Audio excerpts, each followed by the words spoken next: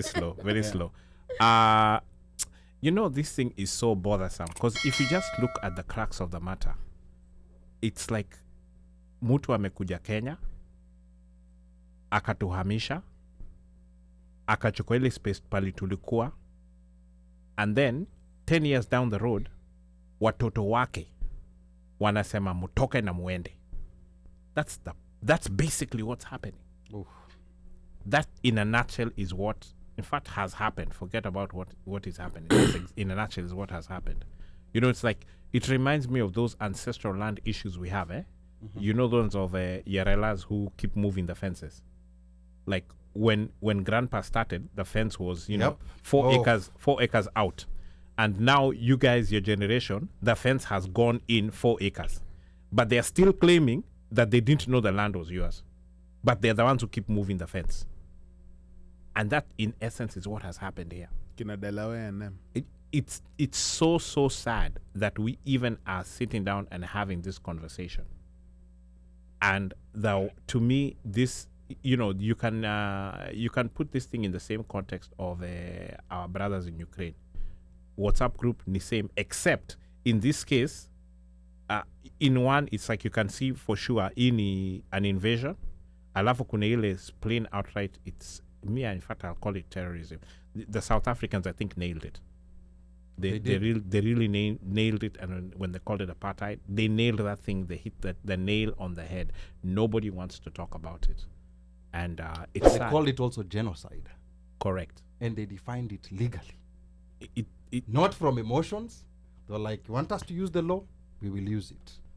And they broke it down to what they went through. Yeah, and actually there was whatever the ruling that was issued today, for those who have been tuned in, is not this is just a preliminary ruling. Mm-hmm. Like, I still haven't gotten the details of it, but I think, there's a slap on the wrist to Israel so far. So the actual ruling on the general, it will take a bit longer. Yeah.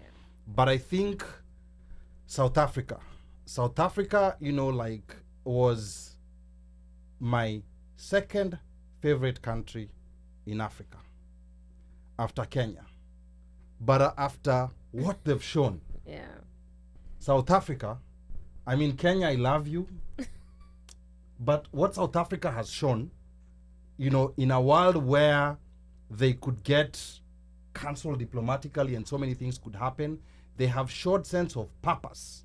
And they've always had a very consistent foreign policy where they're not going to be bullied. And South Africans forgive, they don't forget.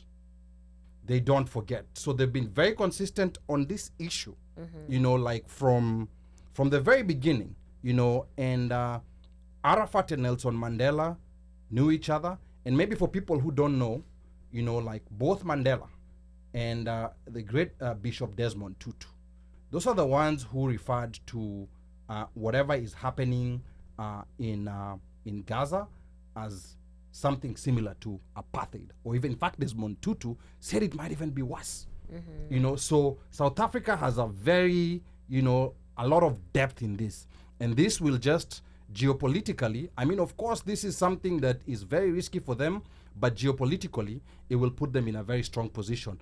In the most recent rally that I attended in DC, there were so many. You mean the rally you didn't call us from? Just and I'm apologizing. 2 rallies have come up, and I did not notify people on time. There was one where we were all in the country. I think most of us were here. Nyuma tent was said. Kwa nini nyuma tent? But I apologize for that, because I made assumptions.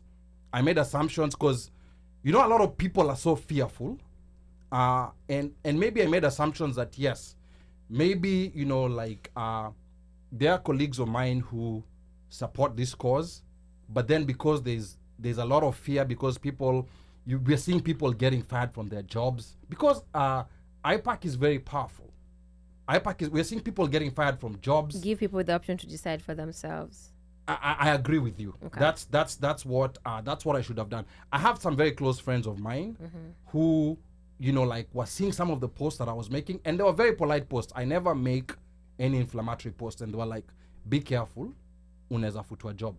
And I was like, if this is the reason, you know, like why my company would fire me, that's okay. It's worth it. That's not the last job that I mean, personally I don't expect that to happen, but to me I think that's not even something that I was thinking about. So again, that was a faux pas on my part, and to make up for that, I'm gonna research every state that people who are tuned in. Please tag me and tell me the state, and I will tell you what activities, because this networking is so serious. We get daily updates, what's happening in Michigan, what's happening in Texas. Kwanza, Texas, my Texas people, that is the epicenter.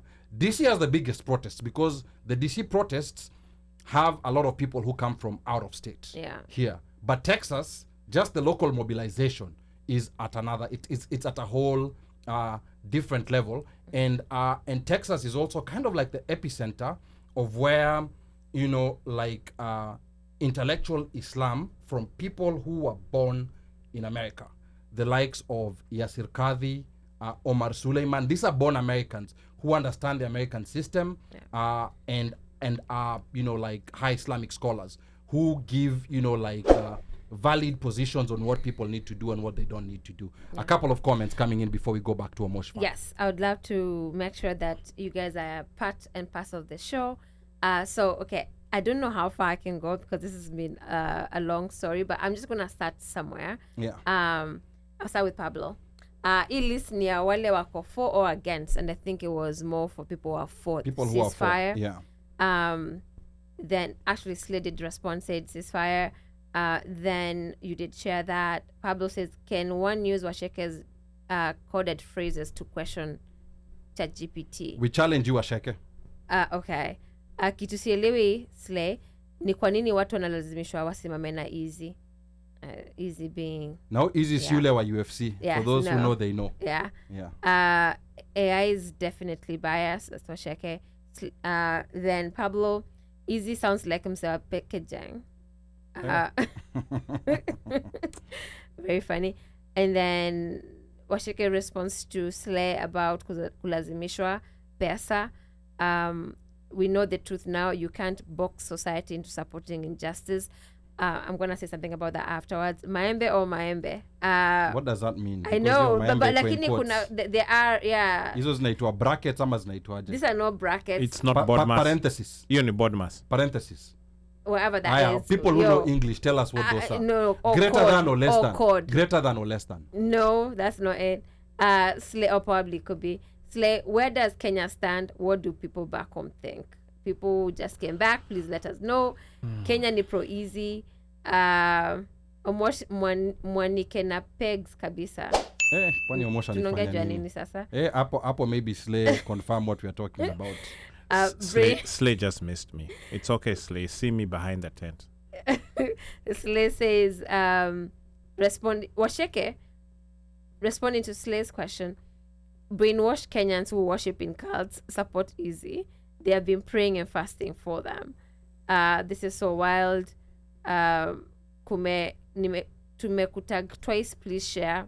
Ali, tell me for SATX. Yeah, so Texas, I know, you know, like you guys are deep here. So Texas is always a default setting, you know, like whenever we have anything, because our Texas people, they support us so much. I think I'm going to challenge, you know, the crew, a show in Texas. We are planning to have one in Boston this year. I don't know if it's going to work, but we're going to talk about that later. Yeah, we're planning to have one in Boston. Remember, Boston Marathon, April 13th. I don't know whether to give you leakage. I am putting that PTO right now. I don't know whether to give you leakage of what's going to be happening, but I want you to stay tuned. Be there. Yeah, it's not just the marathon. Okay. There's some events. There's always events. It's remember those old I know, events? Yeah. Wachana na hizi that this recent years. Remember the old events? Yes. Yeah. That one that we went for, Imerudi. But I am going to give you details.